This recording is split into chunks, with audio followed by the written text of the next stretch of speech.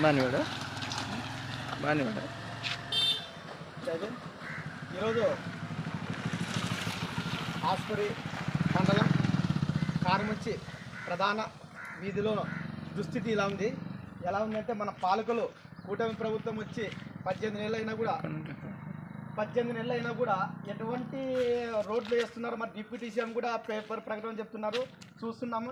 ఇలాంటి ప్రధాన రోడ్లపైన జనాలు ఎలా పోవాలా, ఎలాంటి ఇబ్బందులతో వాహనదారులు ఎలా పోవాలా, ఎలాంటి పరిస్థితులు గుంతులు కనిపిస్తున్నాం చూడండి. ఒకసారి మనం ఎలాంటి ప్రభుత్వాన్ని ఎన్నుకున్నాము ఒక్కసారి మీరు కూడా ఆలోచించాలి. ప్రతి ఒక్కరూ ఈ సమస్య పైన పోరాడాలని మేము కూడా ఈ బహుజన సమాజ్ పార్టీ నుంచి డిమాండ్ చేస్తున్నాము.